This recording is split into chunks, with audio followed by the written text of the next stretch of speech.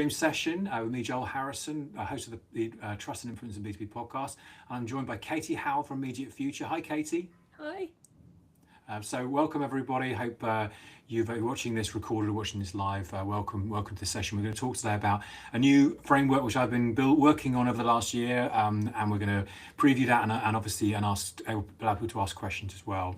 So we'd welcome your thoughts and contributions on that. So by way of a little background, trust is I'm very pleased to see is increasingly on everyone's radar right now, we're seeing it. We're seeing more and more people talking about trust, and it's always been foundational in B2B marketing and sales. But in terms of the kind of the rise of AI, disintermediation of content, disintermediation of kind of media providers, and also content overload has made trust much harder to attain and retain. And in that context, thought leaders, influencers, and advocates have become powerful exponents of trust. And these individuals can lend a lot of credibility and allow cut through in ways that brand messaging alone can't do it. But there's a problem associated with that, which is that terminology around these roles are increasingly confused. Sometimes that's innocent. People haven't got an idea of actually what these terms actually mean. Sometimes it's deliberate. Agencies, platforms, and practitioners blurring the lines because it suits them, because they don't necessarily want to be kind of clear and precise about precisely what's going on. So I've spent the last few months analysing data from over 1,000 B2B Marketing Awards campaigns via the entries to the B2B Marketing Awards, and looking at how brands are actually deploying this and what it actually looks like in reality. The picture's really revealing, and I argue that it's really actually quite concerning as well. It suggests we're over-relying on some personas and completely ignoring others. I think, generally speaking, there's an opportunity to do much more with these particular personas. So today, Katy and I are going to kind of try and bring some clarity to this, and we're going to explore why the confusion exists and what data tells us.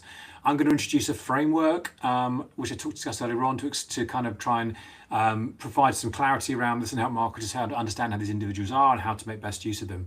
So that's what we're going to do today. So the next thing is to hand over to Katy. To introduce Katy, probably Katy, you're very well known in B2B marketing circles, but tell us about who you, for those that are uninitiated, what it is that you do and who you work with and all those kind of things. Yeah, absolutely. Thank you. I'm so delighted to be here. This is a hot topic for me because I run an agency, social media agency called Immediate Future. And we've been doing social media since 2004. Back when influencer relations, or whatever you want to call it these days, was actually blogger relations. I had worked with all sorts of companies to help them bring on board and work alongside very reputable bloggers, from working with companies like, Sony, Diageo, Fujitsu, IBM. We even did a stint with Thomson Reuters and Clarivate.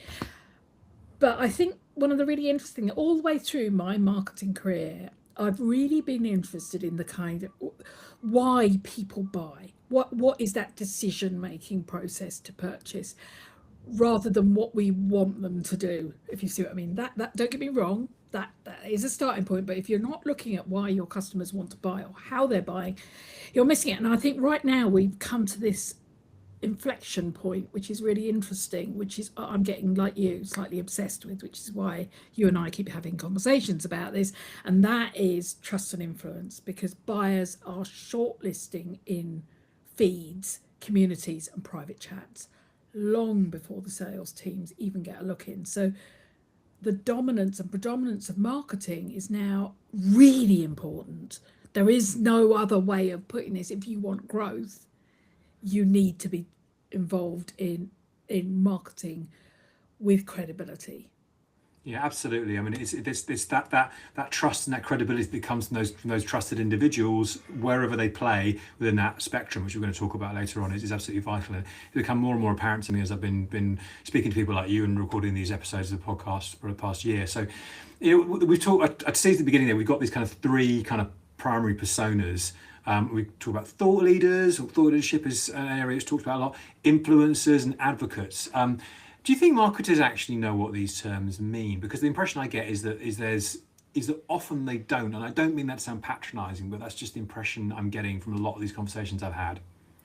Yeah, I don't think they do either, and I think it's It's partly because it's got blended. It's partly because your average marketeer in B2B is run off their feet and they haven't got time to go, what am I doing in this? And so they kind of, influencer becomes this blanket term, which is fine. But what ends up happening as a consequence is that many teams end up treating influence like a media plan, all about reach and frequency and versus the creator fee, or instead of how this is impacting the buyer journey and how are we making sure we're reducing, risk or regret of the buyer. Instead of going down that path, we're now going, this is all about how much awareness, how many clicks we get.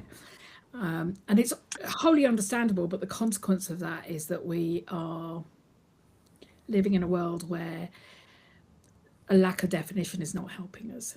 I mean, that's really interesting, because that I didn't consider that aspect of it. That seems like the commercialization of, I mean, someone like a commercial influencer, which we'll talk about later on, that makes a lot of sense for them to be given, because there's a paid budget associated with that. So I can see the logic in doing that, but you're saying that's a dangerous mindset to get into, because you're misunderstanding those other personas within that spectrum, and they don't operate on that levels. But I suspect you're also saying that even with those paid influencers, that's not an ideal scenario. Yeah, and I'm not saying paid influence is not a good idea, or paid thought leadership. I'm not saying that.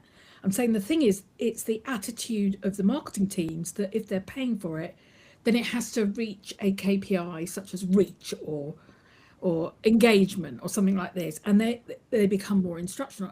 Actually, what you really need is much more free flowing. So yes, you can have paid influencers, you can have advocates, you can have whatever. We'll look at the matrix, and we can talk about that mix. However, the purpose of working with people who will create content around your company is not for them to just be a voice piece. The whole point is that they are there to add credibility, to influence decision making, to have a point of view, or whatever it is that angle might be that you're looking for, not for you to dictate a brief. Okay, and just building on that then, from in terms of, like, we talked about this being a trust problem.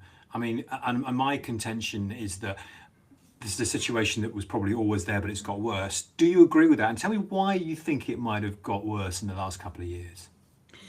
I think there's two or three things. First of all, buying is way more self-directed than it's ever been. In other words, our buyers are doing it by themselves. And I think, social has not helped this side of it, in the sense that we are more suspicious. We look at a claim by a brand and, it says it's the fastest or the most secure. And we go, yeah, really, is it? Because that is our default setting. I mean, let's face it, the world is on fire. I'm not really surprised that's our default setting. So people are doing their homework in private. They're kind of, think of it like they're triangulating across voices, brand claims, and kind of what else is being, reviews and what else is being said. So trust is not a nice to have. It's kind of the filter that decides whether or not you make the shortlist. And I'm going to add this little bit about AI, which is, of course, the search engines are also more likely to pick up on brands that have credibility and trust, and so have other voices talking about them in a positive light. They're more likely to pick on that when somebody goes to AI and says, shortlist me a CRM, 10 CRM companies I should look at for this. And you are more likely to end up in the search engines in those AEO engines, if you have that level of trust and credibility across the internet. So the individuals concerned with that, whatever part of the spectrum they play, again, we're teasing this a lot, help you contribute to that whole, and you're moving away from that kind of perhaps supposed linear demand journey, which we all knew never existed really in the first place. As I interviewed John Watton, I interviewed John Miller recently, founder of Marketing. He was saying, yeah, it was always a a construct. It was never ideal, and it's certainly got a long way further away from ideal right now. So that makes a lot of sense. One of the things we're going to talk about, Katy, in terms of the two different kind of ways you can analyze these personas that we're going to discuss in the matrix, is internal versus external. So your employees versus independent voices. Do you see there's some conflation or failure to understand the difference between these two types of people? Because there are groups even within that. And what kind of happens if you fail to understand the dynamics of the positivity or the different attributes that they bring to that conversation? Yeah, I always see that, about 15 years ago, there was this thing where there were various tools that you could put a post up and all your employees would then post the same post out, kind of like a ripple effect. And for some brands, they have not moved away from that. They should have done, but they haven't. And I think one of the big challenges we have right now is this conflation of employees and independent voices. What happens is people treat employees like a broadcast channel, and they tend to look at independent voices like they're for hire. And both of those things kill trust. So what happens is employees end up going beige because they're frightened. They don't want to say something they can't say or feel that they can't say. And independents tend to walk, the good ones, the ones we want to talk to, the people who have influence over our buyers, tend to walk away when they feel that they're being over controlled. And in my opinion, internal voices are massively undervalued because they do feel messy. They are messy. People leave the company. You have to constantly be training them. You have to do a lot of cultural support in order to get people to say the right things, not force them to say the right things, but actually believe in what you believe, in what you believe. And all of that takes time. But the scale of trust is immense. And I did that's really, really brilliant way of putting it. I did an episode with Stuart Maister over the summer where he talked about, his metaphor was, it's about, the old method of brand management or brand control was kind of like a symphony. You'll kind of get all the different people to talk, to play to a predefined part. And you're very closely controlled by conductor. Actually, it's more like jazz, because you're trying to say to people that, look, here's a framework which you can riff around. You can go and do your own thing, but you've got to come back to the central narrative. You can't deviate from it completely. You're giving people the freedom to do that rather than seeking to control them. I think I really like that as a metaphor. Yeah, absolutely. Basic ours is, if you script humans, you get corporate ventriloquists, and that's it never works. So no point. Worse suspect than not doing allowing to do it in the first place, or they'll just do it their own way. Just before we kind of like actually talk about the matrix itself, one of the things I teased earlier on was I was suggesting that some of the kind of confusion around what these different kind of thought leaders, influencers, advocates is maybe suggesting cynically it might be deliberate. And the one thing that occurs to me always in this is the perhaps it's less cynical, more just it helps them. LinkedIn calling thought leader ads is kind of influencer ads, really. I mean, they're not, just because you're giving someone you're advertising someone's post, it doesn't necessarily mean they're a thought leader. It just means you're doing an advert, really. I mean, that's an example for me. Do you think there's any cynicism in this, or do you think it's just naivety? I think it's a bit of both. A lot of what we see going on is actually quite innocent. I mean, let's face it, the industry as a whole, it's not just marketers, it tends to use these terms interchangeably. You see that when you read anything where they have to explain what the terms are. Do you know what I mean? Because a thought leader can be just somebody who's got reach. That's some of the platforms look at it like that. So it's all very muddled, and who has time to work it out? It's that kind of feeling. So I do think a large amount of it is innocent. Some of it is on purpose, jumping on the bandwagon of thought leadership, of influence, etc. in B2B.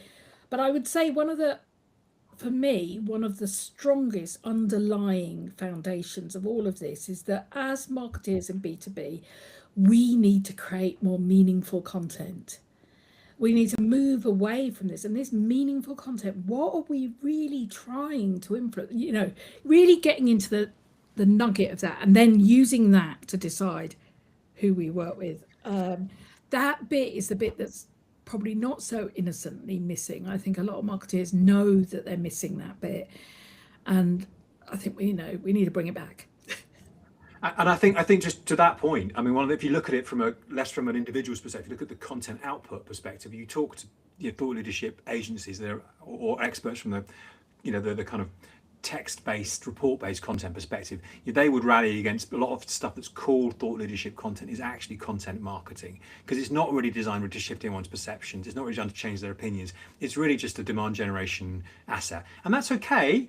That's it. I mean, despite what we said about potentially the limitations of a demand generation mindset, it's nothing wrong with that, as long as you recognize that that is content marketing and it's not thought leadership. There are differences between the two things, and I think this plays back then across the individuals that you're using in that context as well. So again, I'm just going to move on to one little point before we actually talk about the framework. I did some research into looking at the B2B marketing awards, looking at how these terms are used and the percentage of campaigns where they applied, and what I found was that 28% of campaigns entered in the B2B Marketing Awards and the Elevation Awards in the US as well were used thought leaders in some capacity, right? So just under a third. 25% used external influencers like journalists or analysts, and that's very important. These are unpaid individuals, but they don't work for the organization. Only 11% used customer advocates. Which is really surprising and very disappointing. And it's interesting. There's a lot of stuff going on around that area. 5% used employee advocates. So that's to your point earlier on about those individuals. You turning them into ventriloquists. Hopefully some of those weren't. Hopefully some of those are doing it right. And only 4% use influencers in the commercial sense, which is ironically is how many people still understand influencers in the world of B2B, because it reflects what we know of them in consumer. But they are different. I haven't really got time to dig too much into that today, and actually they're used remarkably little, although they are used in some areas. So what's your reaction to that spread? Was that what you expect, Katy? Yes and no, because this definition of thought leadership is I have a bit of a problem with it, because quite a lot, as you rightly said earlier on, of thought leadership is, not so much thinking. There isn't a point of view. Thought leadership has to change behaviors. It has to say something that makes people think.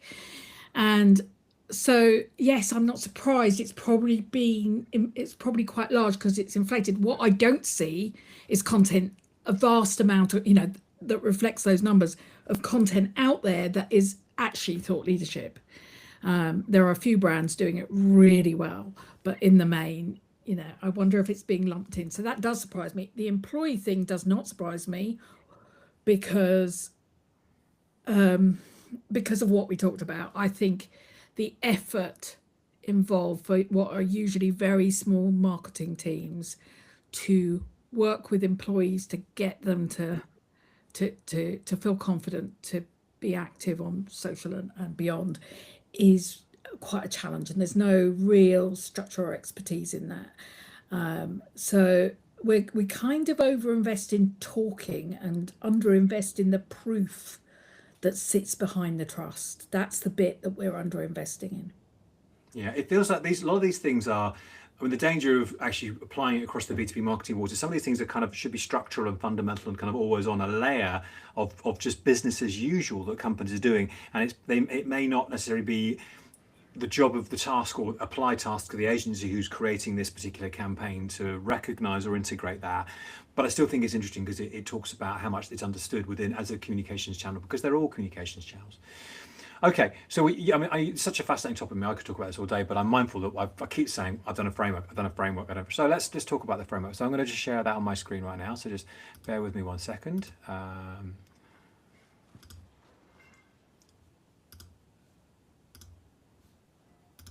Okay, Katy, hopefully you can see that. So, so I want to thank you personally for helping me kind of give me some feedback on this as it's gone along the way. So created this. There's actually a version of it within a longer report, which you can download via the link. Hopefully you'll be able to see that. I'll add it to your feed wherever you're watching this, if you haven't got it, or you can just email me and I'll send it to you. So what you can see here, first of all, I tried to talk about the internal versus external kind of dynamic here. So you can see that there's the internal, the two personas on the left-hand side are internal, or the ones on the right-hand side are external. And then you have, and then drilling down one more layer here, we have thought leaders, and then we have influencers of different type, who are all internal. Then on the far right-hand side, customer advocates. So I sought to try and describe the difference between these different personas within this kind of mix, and there's kind of a continuum, starting right at the top in terms of, because your thought leaders theoretically should be your most visible individuals who you're trying to actively promote and utilize most consistently. Then perhaps moving down to employee advocates, which, despite Katie, I don't dispute what you said earlier on at all, but theoretically, and there are agencies, other people that specialize on this, where you can actually deploy that. If you get it right at scale, it can be very, very powerful. And there are obviously employees that are communication, there are individuals that you earn.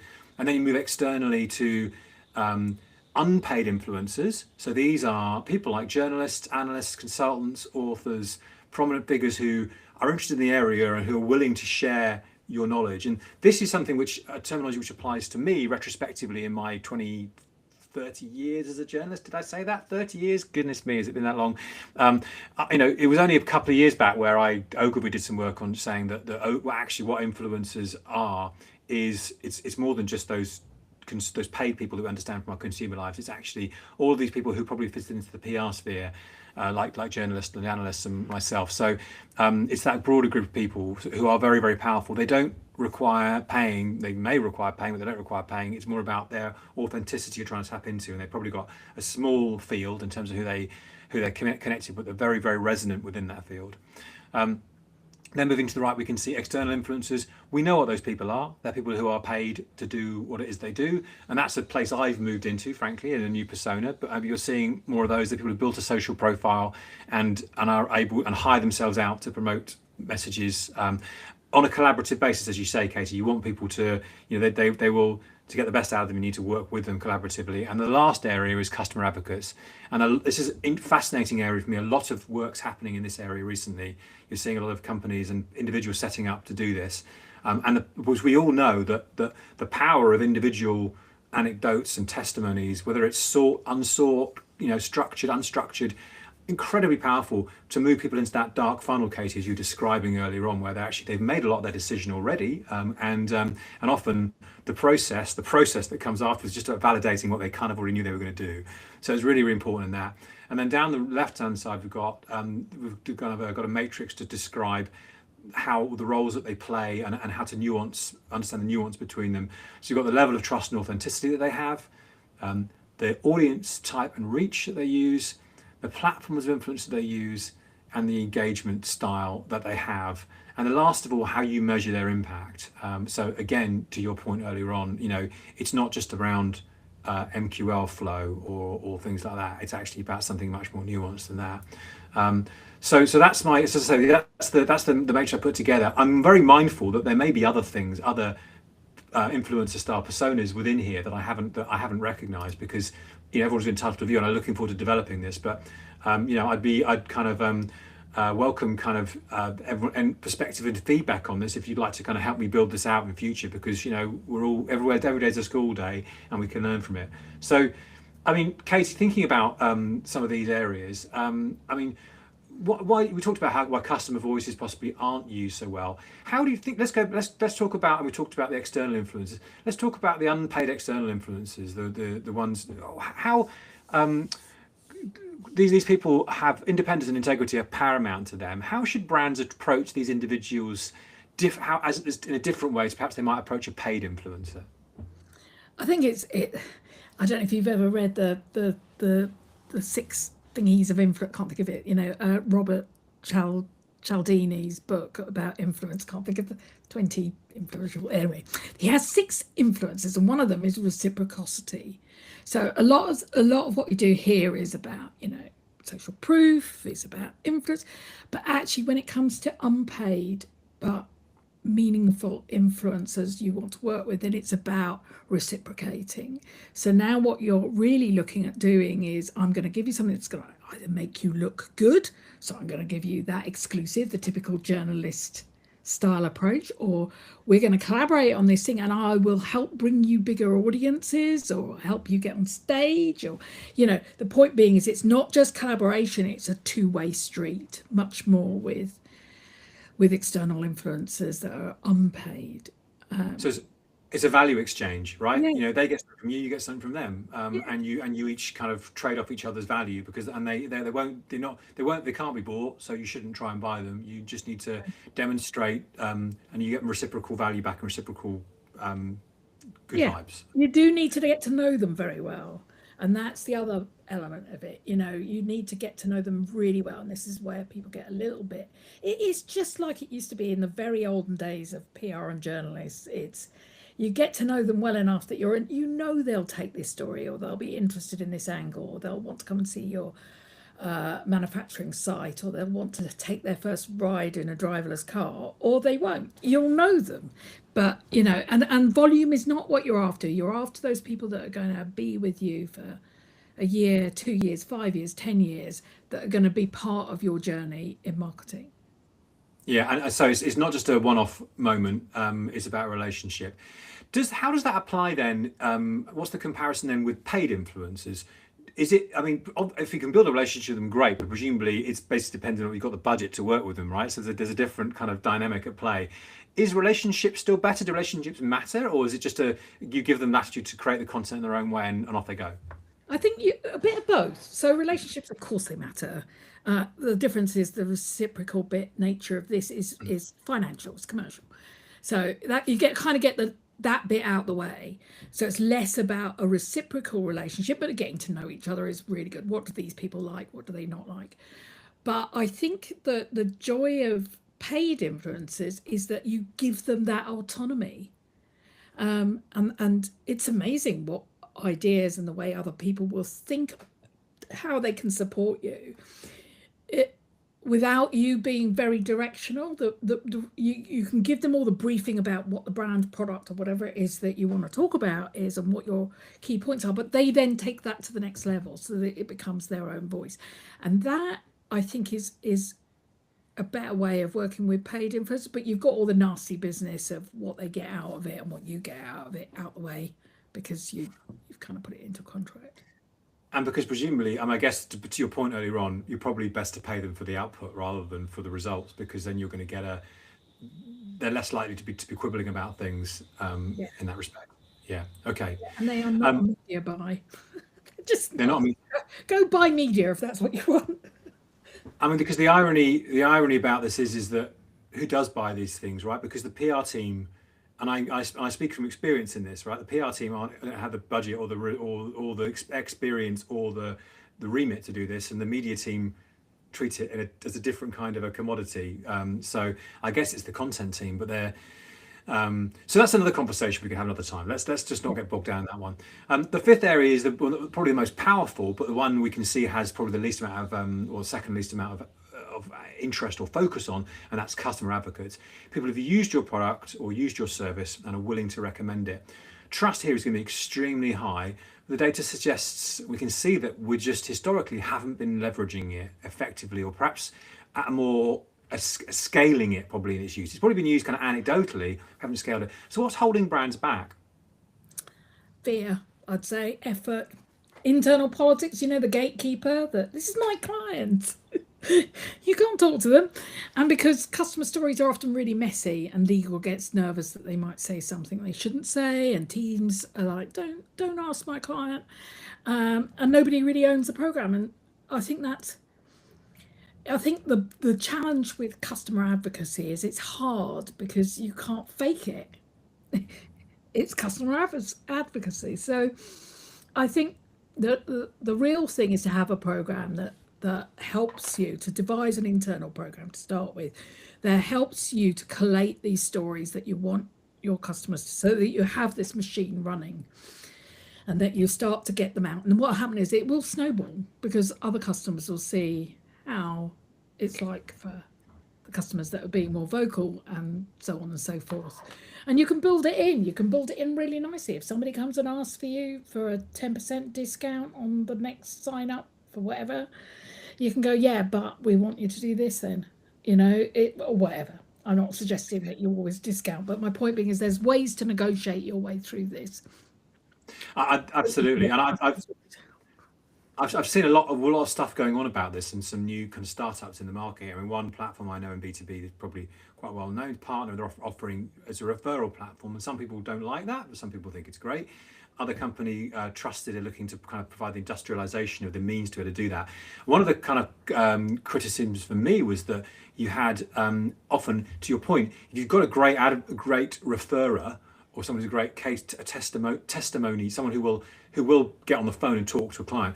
What happens is they get overused, and it actually almost burns through trust and through faith, because they feel like they're being used and maybe even abused. So the danger is if you're doing it at that kind of ad hoc level, and the sales team are always pushing towards one person, it can ultimately backfire, I suppose. So, yeah. So just thinking about this, what I've tried to do, and you can this version you can see, this version of the matrix you can see here is designed to be a snapshot version, right? In the report, if you have a look in your, however you're viewing this, you should be able to see a link to be able to download a 4-page version of it, which has many more rows and goes much more detail about this. And the idea is to give people understanding on a multifaceted level about what these different people are looking for and what it's like to work for them, what they need, etc., etc. Katy, how would you look at this matrix and decide to help work with these different personas to help build a plan? So I think it starts with what you're trying to do, really, as always. So you start with your buyer. You start at the buyer end and you go, where are we getting the hiccups? What do we need to fix? Is it acceleration? For most of us, it's lead gen. So we need to convince people what's stalling that bit between people seeing us and getting to the point where they will talk to our salespeople. What are the hiccups? Go do your research. Now, at that point, then you'll begin to be able to line up the kinds of activities that you need to take. So, okay, I can see that one of the bigger challenges is that, they get confused about the benefits of some of the features we have because they don't really understand them. So we've got an educational piece to do, or they want more proof from other customers because we're new on the scene and they don't really know who we are. So we need more customer case studies. So my point being is that what you need to do is map it that way around. And once you have that map, you then can look at this matrix. Is brilliant, because what you can do is it becomes your checklist. You can go, right, if we need more of this, let's put a bit more weight behind, say, thought leadership for educational purposes, and maybe a couple of influencers, paid or unpaid, who will help educate the market on, quantum computing or something like that, so that people understand. And then as we go through this process, let's bring in some nudging and nurturing with customer advocates. So now you've suddenly got your plan as to where you're going to weight it up and down. And you should always look at this matrix across the year, minimum of a year, because I'd say longer, but let's because that allows you to weight things up and down depending on what you need, because each of them, as you say in the matrix, serves a slightly different purpose as to what value they're giving you as a brand and what value they're giving to your buyers. So you can weight things up and down depending on what you really need from this. So that's why I love it, because I love something that reminds me, when in the chaos that we live in, that when we've got our buyers changing their behaviors, we can just pick this piece up and go, right, we know where those behaviors are changing, we know what's needed to get more leads across the line. Where do we focus our attention in terms of credibility and trust? That's fantastic. That's a great summary of actually, because I really wanted to. I just found it confusing looking at this landscape, so I really wanted to try and provide something which people could use and understand and really break it down and see how these things work together, because they often just get forgotten by because there's so much marketing that's going on that takes your attention, advertising and email campaigns and events and things like this. But this is stuff which should figure into all of those things and should make all of those activities richer and more powerful and more impactful if they're done correctly. So providing this kind of clarity, is really something that as a kind of journalist turned podcaster influencer, I've always kind of tried to do as well, to almost myself. So really kind of interesting and really satisfying exercise in kind of structuring some thoughts and bringing it together. Katie, you've been really helpful, really been great to help talk through this introduction. Is there any other last thoughts you want to leave people with them thinking about when they're thinking about how to generate trust using the different personas? Yeah, I'd say remember this is, I know there's a lot of operational fear around this because it does require a bit of attention, doesn't it?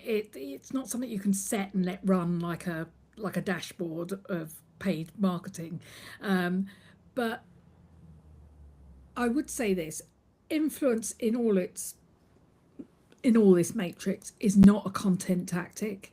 It's a trust system, and you need to look at it like that, not like how many pieces of content am I going to create. Name the persona, respect how they earn credibility, and stop trying to control them, but actually, surf that wave of their qualifications on credibility. And so I think don't think of influence as content would be my soundbite, for want of a better word. Okay, I like that's a great way to leave it. And yeah, the kind of I think we're moving into a world for me where these voices have become more and more powerful. We're being overwhelmed by content. AI is allowing people to churn out stuff of questionable quality. We're all overwhelmed. It's these individuals that will cut through for you, whoever they are, whatever they are. If they're used correctly, they will resonate with your customers in ways that simple brand-based messaging just won't.